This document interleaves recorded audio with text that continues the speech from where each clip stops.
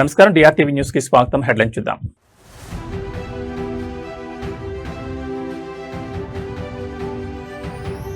కుప్పం వేదికగా ఏపీ పారిశ్రామిక విప్లవం, స్పీడ్ ఆఫ్ డూయింగ్ బిజినెస్ కు సీఎం చంద్రబాబు శ్రీకారం.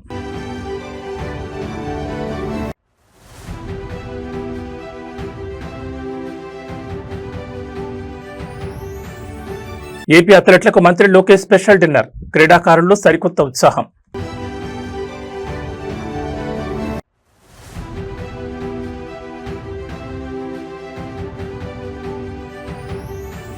ఢిల్లీ వేదికగా తెలంగాణ కీలక డిమాండ్, కేంద్ర మంత్రి అన్నపూర్ణాదేవితో ఉన్నత స్థాయి భేటీ.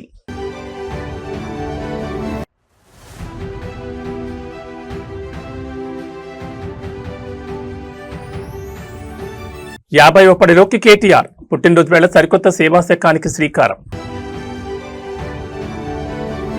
ఇక డీటెయిల్స్ చూస్తే ఆంధ్రప్రదేశ్ పారిశ్రామిక ముఖ చిత్రాన్ని మార్చే సరికొత్త శకానికి ముఖ్యమంత్రి చంద్రబాబు నాయుడు తన సొంత నియోజకవర్గం కుప్పం వేదికగా శ్రీకారం చుట్టారు. ఈజ్ ఆఫ్ డూయింగ్ బిజినెస్ కాలం ముగిసిందని, ఇకపై ఏపీ అంటే స్పీడ్ ఆఫ్ డూయింగ్ బిజినెస్ అని సరికొత్త నినాదాన్ని వినిపించారు.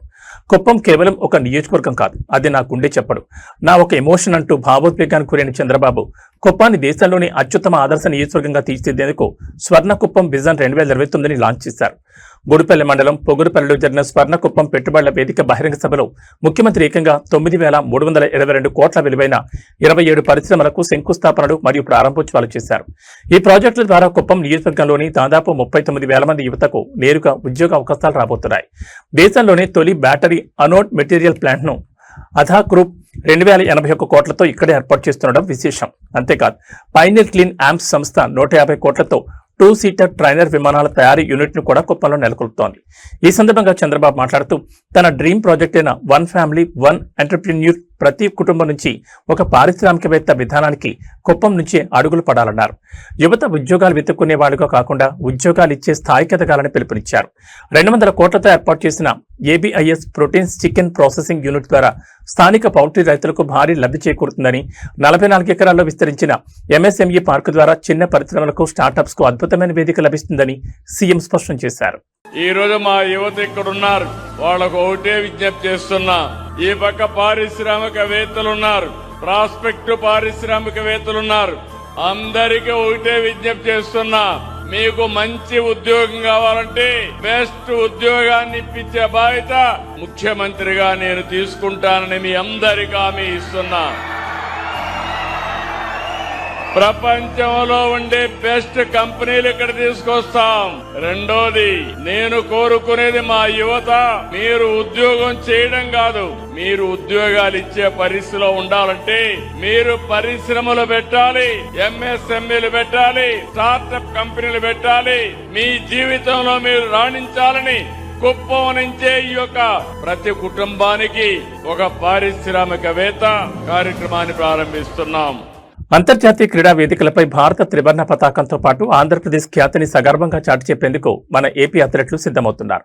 రాబోయే ప్రతిష్టాత్మక కామన్వెల్త్ గేమ్స్, ఆసియా గేమ్స్ లో దేశానికి ప్రాతినిధ్యం వహించబోతున్న రాష్ట్ర ఎలైట్ ప్లేయర్లకు కూటమి ప్రభుత్వం అత్యున్నత ప్రాధాన్యత ఇస్తోంది.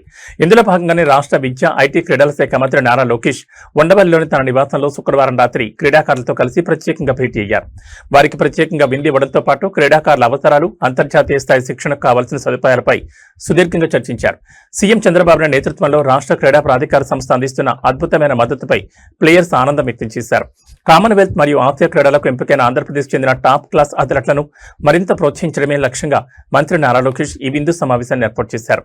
ఈ ప్రత్యేక భేటీలో క్రీడాకారులు తమ కెరీర్ మైల్ స్టోన్స్, మెగా ఈవెంట్లకు తాము పడుతున్న శ్రమను మంత్రికి వివరించారు. ఏపీలో గతంలో నిర్వీర్యమైన క్రీడా రంగానికి సీఎం చంద్రబాబు నాయుడు, మంత్రి లోకేష్ సరికొత్త ఊపిరి ఊదారని ప్లేయర్స్ కొనియాడారు. అంతర్జాతీయ పోటీల్లో పాల్గొనే ప్లేయర్లకు వరల్డ్ క్లాస్ కోచింగ్, స్పాన్సర్షిప్ మరియు అవసరమైన కిట్స్ అందించడంలో శాప్ ఎంతో చురుగ్గా వ్యవహరిస్తోందని వారు గుర్తు చేశారు. తమకు ఇంతటి గొప్ప గౌరవాన్ని, నిరంతర ప్రోత్సాహాన్ని అందిస్తున్న ముఖ్యమంత్రి చంద్రబాబు నాయుడుకి, మంత్రి లోకేష్ కి శాప్ అధికారులకు, క్రీడాకారులు తమ ప్రత్యేక కృతజ్ఞతలు తెలియజేశారు. క్రీడాకారులను ఉద్దేశించి మంత్రి లోకేష్ మాట్లాడుతూ, మీరు మైదానంలోకి దూసుకెళ్లండి, మీకు వెనుక ఉండి నడిపించే పూర్తి బాధ్యత ప్రభుత్వం తీసుకుంటుంది. పథకాలే లక్ష్యంగా రాణించి దేశ రాష్ట్ర ఖ్యాతిని పెంచాలని పిలుపునిచ్చారు.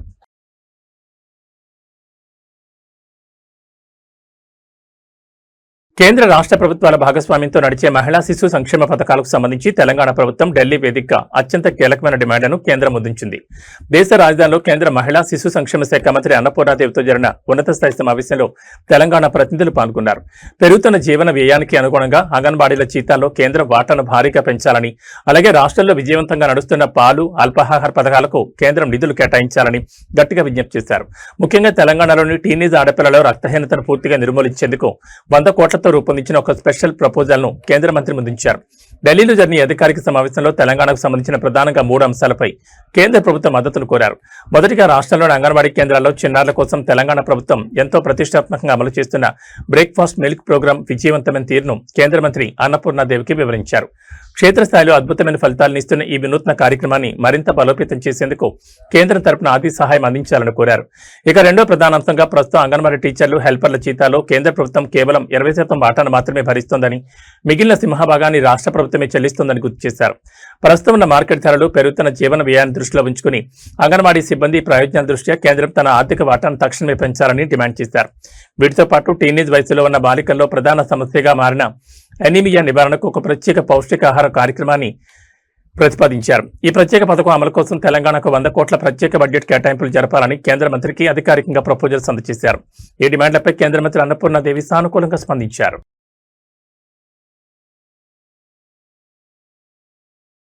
రాజకీయాల్లో నిత్యం బిజీగా ఉంటూ ప్రజా సమస్యలపై గళమెత్తే బీఆర్ఎస్ వర్కింగ్ ప్రెసిడెంట్ కేటీఆర్ తన వ్యక్తిగత జీవితంలో ఒక అద్భుతమైన మైలుస్టోన్ మరింత అర్థవంతంగా మార్చుకున్నారు. ఈ ఏడాది జూలై 24వ తేదీతో కేటీఆర్ 50వ పట్లకు అడుగుపెడుతున్నారు.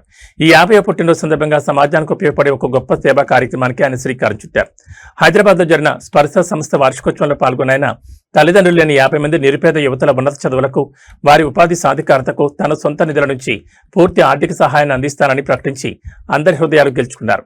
మహిళల విద్య, నైపుణ్యాభివృద్ధి ద్వారా వందలాది నిరుపేద కుటుంబాల్లో వెలుగులు నింపుతున్న స్పర్శ సేవా సంస్థ వార్షికోత్సవ వేడుకలు హైదరాబాద్ జీఆర్సీ కన్వెన్షన్ సెంటర్లో ఘనంగా జరిగాయి. ఈ కార్యక్రమానికి ప్రముఖ నటి, సామాజిక కార్యకర్త అమలా అక్కినేనితో కలిసి కేటీఆర్ హాజరయ్యారు. ఈ సందర్భంగా కేటీఆర్ మాట్లాడుతూ బాధ్యతాయుతమైన పౌరుడిగా సమాజంలో అవసరాల్లో ఉన్న వారిని ఆదుకోవడం మన అందరి కనీస ధర్మమన్నారు. అందుకే ఈ ఏడాది నుంచి తల్లిదండ్రులు లేని 50 మంది యువతుల విద్య, భవిష్యత్ బాధ్యతను తాను పూర్తిగా స్వీకరిస్తున్నట్లు ప్రకటించారు. ప్రభుత్వ సాయంతో సంబంధం లేకుండా తన సొంత సంపాదన నుంచి ఈ 50 మంది విద్యార్థుల ఫీజులు, హాస్టల్ ఖర్చులు మరియు ఇతర విద్యా సామగ్రి ఖర్చులను భరిస్తానని స్పష్టం చేశారు. పేదరికం కారణంగా ఏ ఒక్క ఆడపిల్ల చదువుకు దూరం కాకూడదనే ఉద్దేశంతోనే ఈ నిర్ణయం తీసుకున్నట్టు చెప్పారు. ఈ సందర్భంగా మహిళా సాధికారత కోసం నిరంతరం శ్రమిస్తున్న స్పర్శ ఎన్జీఓ ప్రతినిధులను కేటీఆర్ మరియు అమలా అక్కినేని ప్రత్యేకంగా అభినందించారు. So what I would like to do is, instead of just possibly just cheering you on, I will commit to sponsoring and supporting 50 young girls from this year. I will do it from my personal account. Hopefully, like I told you last time, I'll also raise awareness. I'll also connect you to more people. I'll probably also help you connect to other, good donors who would come forward, who would also fund you. And I'm hoping that, I'm only doing this with one intent. My daughter is 17. She goes to college this year. And I can imagine if she didn't have a father, if she didn't have a parent, if she had an upward battle, what could have happened to her? I think, there's no point in living as a human being if you don't have that empathy, if you don't have that sense of despair when you see somebody who is underprivileged, sense of frustration when you can't help somebody who is in need. Today, I think whoever is upstairs has been very kind to me, has given me a lot, and whatever little I can give back to the society in the form of supporting these wonderful initiatives. Global manufacturing hub గా భారత్ నిలిపే దిశగా కేంద్ర ప్రభుత్వం మరో భారీ అడుగు వేసింది. దేశ ఆర్థిక పారిశ్రామిక రంగాల రూపురేఖలను మార్చేలా శనివారం ఒకే రోజు 1,00,000 కోట్లకు పైగా నిధులతో కూడిన మెగా ప్రాజెక్టులకు ప్రధానమంత్రి నరేంద్ర మోడీ స్వయంగా శ్రీకారం చుట్టారు. రాజస్థాన్, గుజరాత్ రాష్ట్రాల్లో సుదీర్ఘంగా సాగిన ఈ పర్యటనలో విమానయానం, మెట్రో రవాణా, గ్రీన్ ఎనర్జీ, పెట్రోకెమికల్స్ తో పాటు ఎంతో కాలంగా దేశం ఎదురు చూస్తున్న సెమీ కండక్టర్ చిప్ తయారీ రంగానికి మోదీ బూస్టింగ్ ఇచ్చారు. ప్రధాని నరేంద్ర మోడీ తన పర్యటన రాజస్థాన్లోని జోధ్పూర్ లో ప్రారంభించారు. అక్కడ 480 కోట్లతో ఏటా 20 లక్షల మంది ప్రయాణికులను హ్యాండిల్ చేసే సామర్థ్యంతో రాజస్థాన్ రాయల్ హెరిటేజ్ శైలిలో నిర్మించిన సరికొత్త ఎయిర్పోర్ట్ టెర్మినల్ ను ప్రారంభించారు. ఇదే వేదికపై నుంచి దేశవ్యాప్తంగా విమానయాన రంగాన్ని మరింత బలోపేతం చేసేందుకు 28,840 కోట్ల అంచనా వ్యయంతో మోడిఫైడ్ ఉడాన్ పథకానికి గ్రీన్ సిగ్నల్ ఇచ్చారు. అనంతరం బాలోత్రాలోని పచ్పదరకు చేరుకున్న ప్రధాని హిందుస్థాన్ పెట్రోలియం మరియు రాజస్థాన్ ప్రభుత్వం సంయుక్తంగా 79,450 కోట్లతో నిర్మించిన దేశంలోని మొట్టమొదటి greenfield integrated refinery come petrochemical complex ను జాతికి అంకితం చేశారు. అలాగే 13,000 కోట్ల జైపూర్ మెట్రో ఫేజ్ 2 ప్రాజెక్టుకు శంకుస్థాపన చేయడంతో పాటు బికనీర్లో నిర్మించిన 1300 మెగావాట్ల సోలార్ పవర్ ప్లాంట్ ను ప్రారంభించారు. ఇక పర్యటన ముగింపులో గుజరాత్లోని సనంద్కు చేరుకున్న PM Modi India semiconductor machine కింద 7,500 కోట్లతో టాటా మరియు సిజీ సెమీ సంయుక్తంగా నిర్మించిన అత్యాధునిక ఓఎస్ఏటి సెమీకండక్టర్ ప్లాంట్ ను లాంచ్ చేశారు. ఆటోమొబైల్, 5G, కృత్రిమ మేధస్సు, AI రంగాలకు అవసరమైన చిప్లను ఈ ప్లాంట్ దేశీయంగానే అందించబోతోంది. ఆంధ్రప్రదేశ్లో అధికారంలో ఉన్న కూటమి ప్రభుత్వానికి ఇప్పుడు సొంత పార్టీల అంతర్గత విభేదాలు పెద్ద తలనొప్పిగా మారుతున్నాయి. వైఎస్ఆర్ కడప జిల్లా బద్వేల్ నియోజకవర్గ తెలుగుదేశం పార్టీలో వర్గపోరు ఒక్కసారిగా బట్టబయలింది. నియోజకవర్గంలో రితీష్ రెడ్డి, సూర్యనారాయణ రెడ్డి వర్గాల మధ్య చాన్నాళ్లుగా సాగుతున్న ఆధిపత్య పోరును శాంతింపజేసేందుకు వెళ్లిన రాష్ట్ర మంత్రి సవితకు తీవ్ర చేదు అనుభవం ఎదురైంది. మంత్రి ముందే ఇరు వర్గాల నాయకులు, కార్యకర్తలు ఒకరిపై ఒకరు రెచ్చిపోతూ తమ నాయకుడికి ఇన్ఛార్జ్ పదవి ఇవ్వాలంటూ భారీ ఎత్తున నినాదాలు చేశారు. దీంతో సమన్వయ కమిటీ సమావేశం కాస్త తీవ్ర రసాభాత్గా మారింది. బద్వేల్ నియోజకవర్గంలో టీడీపీ బలాన్ని పెంచేందుకు పార్టీ అధిష్టానం కొన్ని కీలక మార్పులకు శ్రీకారం చుట్టింది. ఇందులో భాగంగా గతంలో చురుగ్గా ఉన్న రితీష్ రెడ్డిని కొంతకాలంగా పక్కన పెడుతూ సూర్యనారాయణ రెడ్డికి నియోజకవర్గ పూర్తి బాధ్యతలను అప్పగించేందుకు అధిష్టానం ముమ్మర ప్రయత్నాలు చేస్తోంది. ఈ పరిణామాలపై రితీష్ రెడ్డి వర్గం తీవ్ర అసంతృప్తితో రగిలిపోతోంది. ఈ క్రమంలోని ఇరు వర్గాల మధ్య సయోధ్య కుదిర్చేందుకు మంత్రి సబిత నేతృత్వంలో బద్వేల్లో ప్రత్యేక సమావేశం ఏర్పాటు చేశారు. అయితే సమావేశం ప్రారంభం కాగానే ఇరు వర్గాల కార్యకర్తలు ఒక్కసారిగా రెచ్చిపోయారు. మా నాయకుడికే ఇన్ఛార్జ్ పదవి ఇవ్వాలి, లేదంటే ఊరుకునేది లేదంటూ మంత్రి ముందే పోటాపోటీగా నినాదాలు చేస్తూ రచ్చలేపారు. ఎంత సర్ది చెప్పినా కేడర్ వినకపోవడంతో మంత్రి సరిత తీవ్ర ఆగ్రహం వ్యక్తం చేశారు. నేను కూడా రాయలసీమ బిడ్డనే, నా ముందే ఇలాంటి పనులు చేస్తే సాగవు, మీరు ఇలాగే ప్రవర్తిస్తే ఇక్కడ ప్రతి విషయాన్ని నేరుగా ముఖ్యమంత్రి చంద్రబాబు నాయుడు దృష్టికి తీసుకెళ్తానంటూ గట్టిగా వార్నింగ్ ఇచ్చారు. అయినప్పటికీ ఇరు వర్గాలు ఏమాత్రం తగ్గకుండా నినాదాలు కొనసాగించడంతో సమావేశం పూర్తిగా గందరగోళంగా ముగిసింది.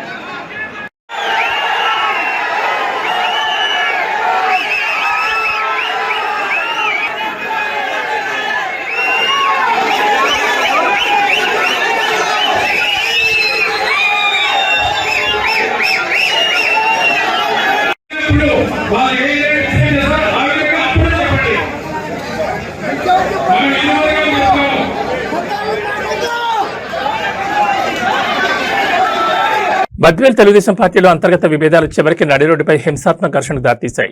నియోజకవర్గ ఇన్ఛార్జ్ వివాదాన్ని చక్కదిద్ది ఇరు వర్గాలకు సయోధ్య కుదిర్చేందుకు రాష్ట్ర మంత్రి సబిత సమక్షంలో జరిగిన సమావేశం తీవ్ర రసాభాత్గా ముగిసిన సంగతి తెలిసిందే. అయితే కథ అక్కడితో ముగిసిపోలేదు. మంత్రి సబిత ఇక్కడి నుండి వెళ్లిన వెంటనే రితీష్ రెడ్డి, సూర్యనారాయణ రెడ్డి వర్గీయులు ఒక్కసారిగా నడిరోడ్డుపై బాహాబాహి దిగారు. ఇరు వర్గాలు కర్రలు, రాళ్లతో పరస్పరం దాడులు చేసుకోవడంతో బద్వేల్ పట్టణం ఒక్కసారిగా రణరంగంగా మారింది. ఈ దాడిలో ఇన్ఛార్జ్ రితీష్ రెడ్డి అనుచరుల కారు అద్దాలను ప్రత్యర్థి వర్గం పూర్తిగా ధ్వంసం చేసింది.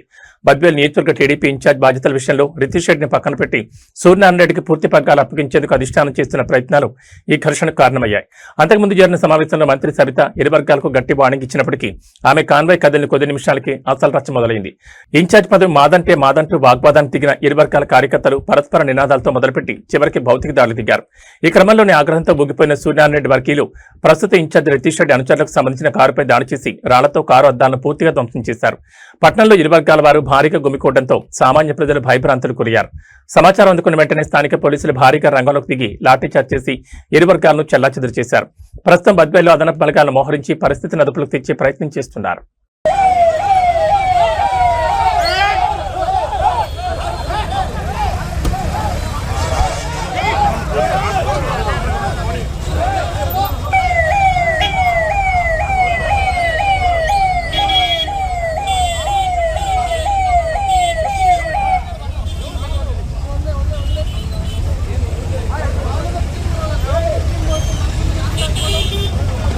హైదరాబాద్ నగరంలో చెరువుల పరిరక్షణ, ఎన్క్రోచ్మెంట్ల తొలగింపు పేరిట దూసుకుపోతున్న హైడ్రా బుల్డోజర్లు చివరికి పేద మధ్యతరగతి ప్రజల పొట్టకొడుతున్నాయా? లంబాడీలు, బడా వ్యాపారుల అక్రమ కట్టడాలను ముట్టుకోని అధికారులు వీధి వ్యాపారులపైనే తమ ప్రతాపం చూపిస్తున్నారా? కూకట్పల్లి ఏరియాలోని మోతీనగర్ చౌరస్తా సాక్షిగా ఈ రోజు జరిగిన హైడ్రా కూల్చివేతల పర్వం చూస్తే ఎవరికైనా కన్నీళ్లాగు. ఎలాంటి ముందస్తు సమాచారం, నోటీసులు లేకుండా శనివారం ఉదయాన్నే విరుచుకుపడ్డ అధికారులు సుమారు కొన్ని వందల చిన్న వ్యాపార దుకాణాలు నేలమట్టం చేశారు. భర్తను కోల్పోయి ఒక చిన్న షాపు ద్వారా జీవనం సాగిస్తున్న ఒక అభాగ్యురైన మహిళా వ్యాపారి ఆవేదన నగర ప్రజలను కదిలిస్తోంది. కూకట్పల్లి పరిధిలోని మోతీనగర్ చౌరస్తా ప్రధాన రహదారి పక్కన వందలాది కుటుంబాలు చిన్న తోపుడు బండ్లు, డబ్బా షాపులు పెట్టుకుని దశాబ్దాలుగా జీవనం సాగిస్తున్నాయి. అయితే ఈ రోజు ఉదయం జీహెచ్ఎంసీ మరియు పోలీస్ బలగాలతో కలిసి వచ్చిన హైడ్రా అధికారులు కనీసం లోపల ఉన్న సామగ్రిని కూడా సర్దుకునే సమయం ఇవ్వకుండా దుకాణాలను కూల్చివేయడం ప్రారంభించారు. ఈ క్రమంలో భర్తను కోల్పోయి ఆ చిన్న షాపే సర్వస్వంగా బతుకుతున్న ఒక మహిళ తన జీవనోపాధిని బుల్డోజర్లు మింగేస్తుంటే అధికారుల కాళ్లపై పడి రోధించిన తీరు ఆ కొండవారిని కలిచివేసింది. లక్షల కోట్ల విలువైన ప్రభుత్వ చెరువు భూములను ఆక్రమిస్తున్న పెద్ద అక్రమార్కుల చోలికి వెళ్లడానికి భయపడే హైడ్రా అధికారులు కేవలం పొట్టకొట్టు కోసం రోజువారీ వ్యాపారాలు చేసుకునే మాలాంటి నిరపాక్యుల మీద కక్ష సాధింపు చర్యలకు దిగుతున్నారని బాధితులు తీవ్ర ఆవేదన వ్యక్తం చేశారు. కనీసం ప్రత్యామ్నాయం చూపించకుండా ఇలా రోడ్డున పడేస్తే తమ పిల్లలతో కలిసి ఎక్కడికి వెళ్లాలని, తాము ఎలా బతకాలని బాధితులు ప్రభుత్వాన్ని కన్నీళ్లతో నిలదీస్తున్నారు.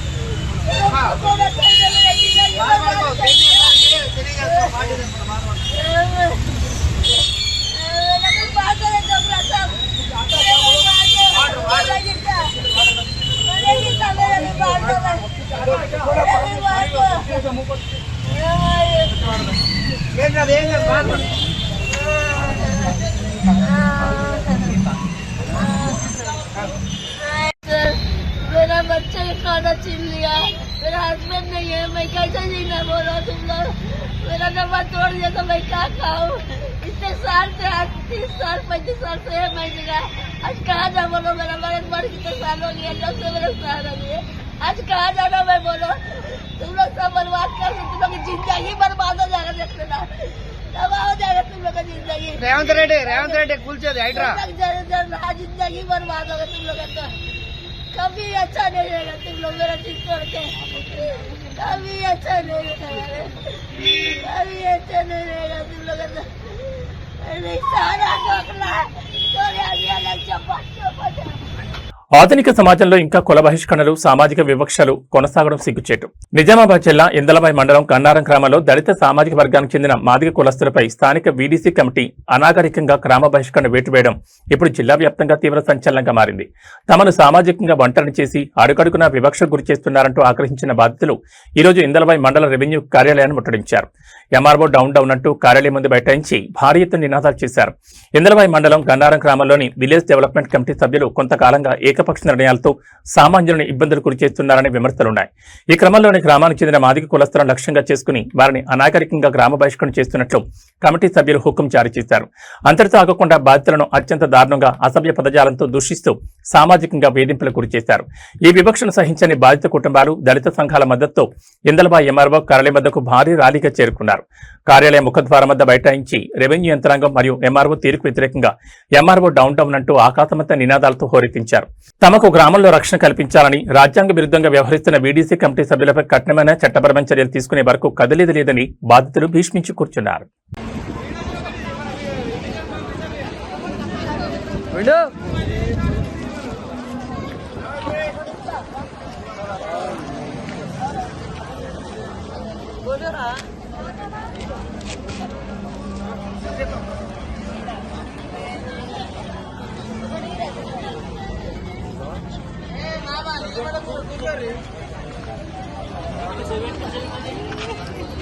జయసేన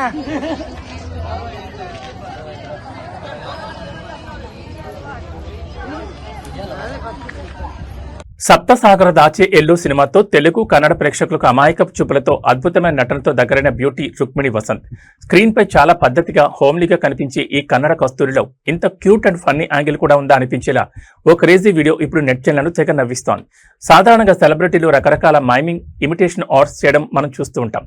కానీ రుక్మిణి వసంత్ మాత్రం ఏకంగా ఓ మేకర్ను పర్ఫెక్ట్ గా ఇమిటేట్ చేసి సోషల్ మీడియాను షేక్ చేస్తున్నారు. ఆమె అలా అరవడమే ఆలస్యం, అక్కడ ఉన్న ఒక మేక కూడా రిప్లై ఇవ్వడం ఇక్కడ అసలైన హైలైట్. షూటింగ్ గ్యాప్ లోనో లేదా ఒక అవుట్డోర్ ట్రిప్ లోనో ఉన్న రుక్మిణి వసంత్ సరదాగా తన చుట్టూ ఉన్న మేకను చూసి ముచ్చటపడ్డారు. ఈ క్రమంలోనే తనలోని ఒక హిడెన్ టాలెంట్ కు పని చెప్పారు. అచ్చం మేక ఎలా అరుస్తుందో అదే శబ్దంతో, అదే పిచ్ తో చాలా పర్ఫెక్ట్ గా మేకల అరిచి చూపించారు. రుక్మిణి వసంత్ ఇమిటేషన్ ఎంత రియలిస్టిక్ గా ఉందంటే ఆ సౌండ్ వినగానే అక్కడున్న ఒక నిజమైన మేక కూడా ఏమాత్రం ఆలస్యం చేయకుండా ఆమెకు రిప్లై ఇస్తూ తిరిగి అరిచింది. ఈ క్యూట్ కాన్జర్వేషన్ అక్కడున్న వారు వీడియో తీసి సోషల్ మీడియాలో పోస్ట్ చేయడంతో అది కాస్త క్షణాల్లో వైరల్ గా మారింది. ఈ వీడియో చూసిన నెట్జన్లు, అభిమానులు రుక్మిణి క్యూట్నెస్ కు పడిపోతున్నారు. సినిమా ఇండస్ట్రీలో గ్రేటెస్ట్ ఆఫ్ ఆల్ టైమ్ అనే అర్థంలో వాడే GOAT అనే పదాన్ని ఇక్కడ నిజమైన అర్థంలో వాడుతూ Rukmini is the real goat అంటూ సోషల్ మీడియాలో క్రేజీ మీమ్స్, కామెంట్స్ తో ట్రెండ్ చేస్తున్నారు. Have you begun? Yeah. Okay, watch me.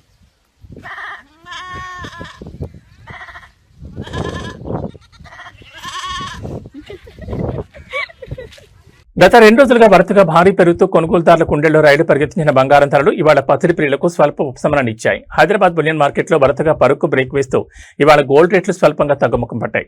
అంతర్జాతీయంగా డాలర్ ఇండెక్స్ ఒడిదుడుకులు, మార్కెట్ లాభాల స్వీకరణ నేపథ్యంలో 24 క్యారెట్ల మేలిమి బంగారం మరియు 22 క్యారెట్ల ఆభరణాల బంగారం ధరల్లో మార్పులు చోటు చేసుకున్నాయి. అయితే వెండి మాత్రం ఏమాత్రం తగ్గకుండా కిలో 2,60,000 రూపాయల గరిష్ట స్థాయి వద్దే కొనసాగుతోంది. హైదరాబాద్ బులియన్ మార్కెట్లో ఇవాళ 24 క్యారెట్లకు చెందిన 10 గ్రాముల మేలిమి బంగారం ధర 270 రూపాయల మేర తగ్గింది. దీంతో నిన్నటి భారీ ధర నుంచి దిగివచ్చి ప్రస్తుతం మార్కెట్లో 10 గ్రాముల రేటు 1,46,730కి చేరింది. అదేవిధంగా సామాన్యులు ఎక్కువగా కొనుగోలు చేసి 22 క్యారెట్లకు చెందిన 10 గ్రాముల ఆభరణాల బంగారం ధర కూడా 250 మేర తగ్గింది. ఈ తగ్గుదలతో ప్రస్తుతం మార్కెట్లో 22 క్యారెట్ల గోల్డ్ రేటు 1,34,500 పలుకుతోంది. బంగారం ధరలు ఇలా స్వల్పంగా దిగివచ్చినా వెండి మాత్రం ఏమాత్రం తగ్గలేదు. మార్కెట్లో ఇవాళ కేజీ వెండి ధర 2,60,000 వద్దే ఎలాంటి మార్పు లేకుండా స్థిరంగా కొనసాగుతోంది.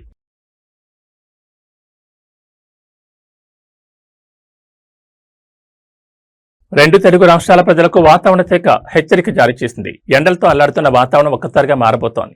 బంగాళాఖాతంలో ఏర్పడిన అల్పపీడనం రానున్న 2 రోజుల్లో మరింత బలపడి తీవ్ర అల్పపీడనంగా మారనుందని IMD స్పష్టం చేసింది. దీని ప్రభావంతో ఇటు ఆంధ్రప్రదేశ్లోని ఉత్తర కోస్తా ప్రాంతాలు, అటు తెలంగాణలోని ఉమ్మడి ఉత్తర జిల్లాలు వానగుప్పెట్లోకి వెళ్లనున్నాయి. ఈ రోజు నుంచే కరడుగట్టిన మేఘాలు కమ్ముకుని పలు జిల్లాల్లో జలప్రళయం సృష్టించే అవకాశాలున్నాయని అధికారులు అంచనా వేస్తున్నారు. వాతావరణ శాఖ తాజా బులెటిన్ ప్రకారం బంగాళాఖాతంలో కదులుతున్న ఈ అల్పపీడన వ్యవస్థ వల్ల ఈ రోజు నుంచి ఆంధ్రప్రదేశ్లోని ఉత్తర కోస్తా జిల్లాలో ఎడతెరిపి లేకుండా భారీ వర్షాలు కురిసే ఆస్కారం ఉంది. ముఖ్యంగా విశాఖపట్నం, విజయనగరం, శ్రీకాకుళం, ఉభయ గోదావరి జిల్లాల యంత్రాంగాన్ని అప్రమత్తం చేశారు. అదే సమయంలో దక్షిణ కోస్తాంధ్రతో పాటు రాయలసీమ వ్యాప్తంగా అక్కడక్కడ చెదురుమదురుగా ఓ మోస్తరు వర్షాలు పడే అవకాశం ఉంది. ఇక తెలంగాణ విషయానికి వస్తే హైదరాబాద్ వాతావరణ కేంద్రం ఉత్తర తెలంగాణకు హై అలర్ట్ జారీ చేసింది. ముఖ్యంగా ఉమ్మడి ఆదిలాబాద్, నిజామాబాద్, జగిత్యాల, పెద్దపల్లి జిల్లాల్లో భారీ నుంచి అతి భారీ వర్షాలు కురిసే అవకాశం ఉందని శాస్త్రవేత్తలు స్పష్టం చేశారు. కొన్ని లోతట్టు ప్రాంతాలు జలమయమయ్యే ప్రమాదం ఉందని, వాగులు వంకలు పొంగిపొర్లు ఛాన్స్ ఉందని హెచ్చరించారు. వర్షాలతో పాటు గంటకు 40 నుంచి 50 కిలోమీటర్ల వేగంతో ఈదురుగాలులు వీస్తాయని, పిడుగులు పడే ప్రమాదం కూడా ఉన్నందున రైతులు, గ్రామీణ ప్రజలు చెట్ల కింద, బలహీనమైన గోడల కింద ఆశ్రయం పొందొద్దని సూచించారు.